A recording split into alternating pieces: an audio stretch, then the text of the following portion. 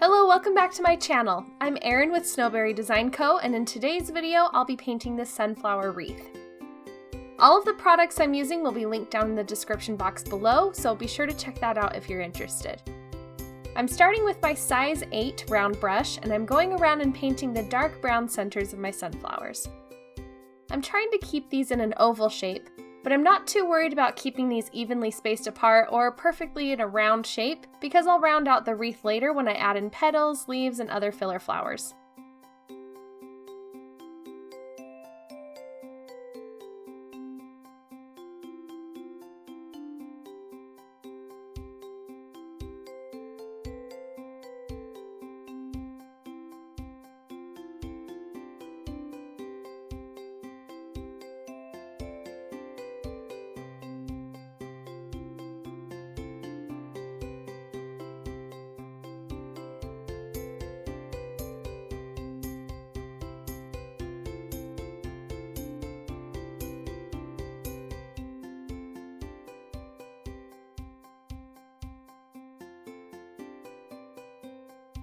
Now that I've got the centers of my sunflowers in place, I'm going to add my petals.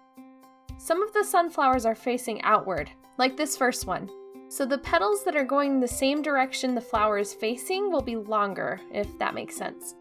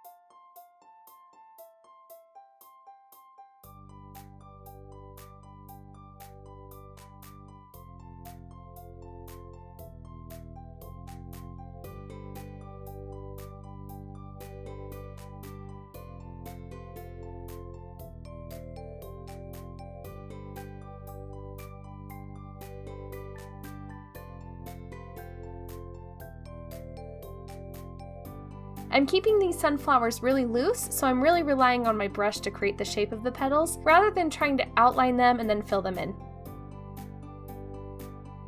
These next sunflowers are forward facing, so the length of the petals will be equal all the way around.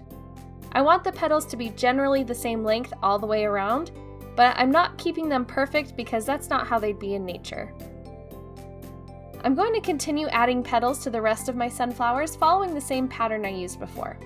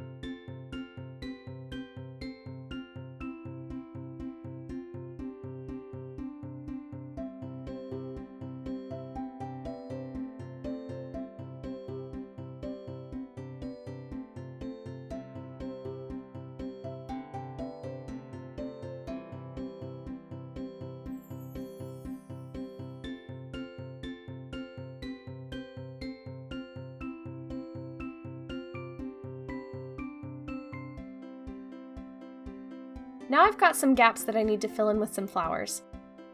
I wanted to stick with some fall colors, so I'm painting some loose painterly flowers in the bigger gaps.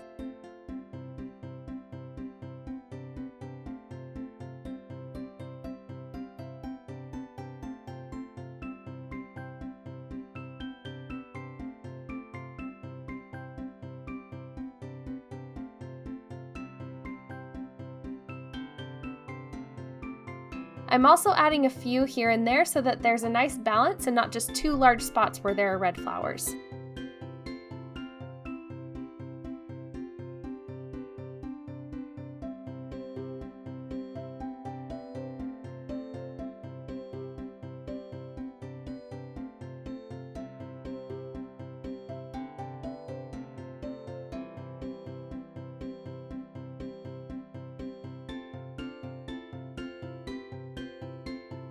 Next, I'm going to add in more of the red color with this darker pink berry.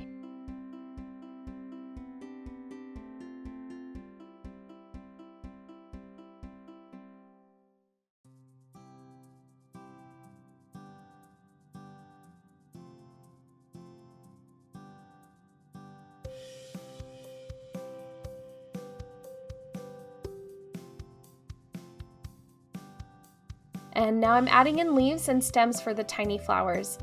I'm just going to start with the stems and leaves that will connect to these smaller red flowers and then build from there.